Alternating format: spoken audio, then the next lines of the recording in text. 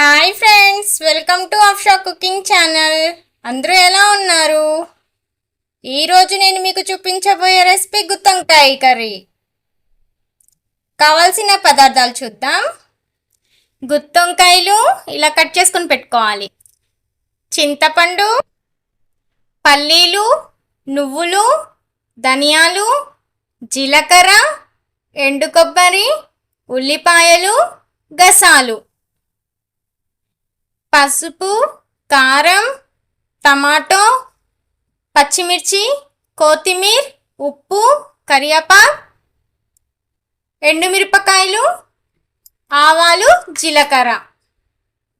ఇప్పుడు ప్యాన్ పెట్టుకొని కొబ్బరి వేపుకోవాలి. ఇప్పుడు ఇందులో పల్లీలు వేసుకోవాలి. ఇప్పుడు ఇందులో ధనియాలు, నువ్వులు, జీలకర్ర. ఇప్పుడు ఇందులో గసాలు. ఇప్పుడు ఇందులో ఉల్లిపాయ ముక్కలు. ఇప్పుడు ఇవన్నీ దోరగా వేపుకొని మిక్సీ పట్టాలి. ఇప్పుడు ఇందులో ఉప్పు, కారం,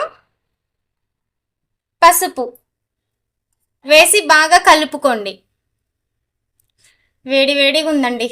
ఇప్పుడే జార్లో నుంచి తీసాను కదా, కలపడం రావట్లేదు, వేడి వేడిగా ఉంది. ఈ మసాలా మొత్తాన్ని బాగా కలుపుకోవాలండి. ఇలా ఉప్పు, కారం, పసుపు వేసి బాగా కలుపుకోవాలి. ఇప్పుడు ఇందులో మనం కట్ చేసి పెట్టుకున్న వంకాయలో ఈ మసాలా మొత్తాన్ని ఇలా నింపాలి.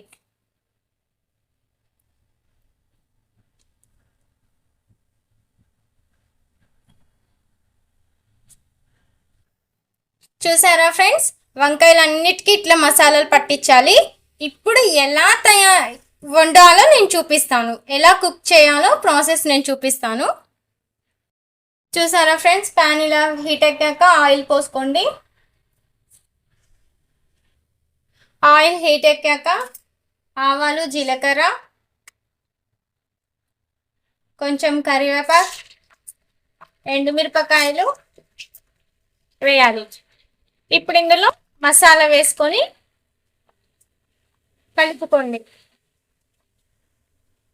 ఇప్పుడు ఈ మసాలా పచ్చి వాసన పోయేదాకా కుక్ చేసుకొని ఇందులో వంకాయలు వేసుకోండి.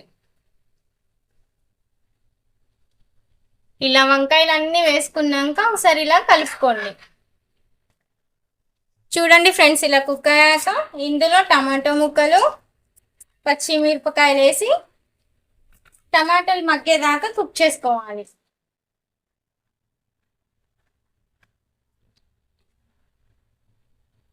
చూసారా ఫ్రెండ్స్, వంకాయలు కొంచెం ఇలా మగ్గాక ఇందులో చింతపండు రసాన్ని యాడ్ చేసుకోండి.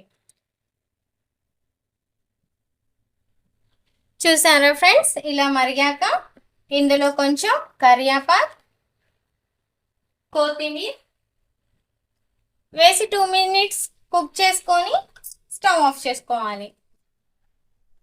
నా ఈ రెసిపీ మీకు నచ్చినట్టయితే ప్లీజ్ షేర్ చేయండి, సబ్స్క్రైబ్ చేసుకోండి, కామెంట్ చేయండి, లైక్ చేయడం మాత్రం మర్చిపోకండి.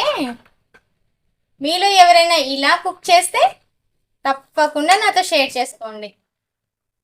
నాకు గుత్తొంకాయ కర్రీ ఇలానే వండడం వచ్చు. మీరు ఎలా వండుతారో నాకు చెప్పండి.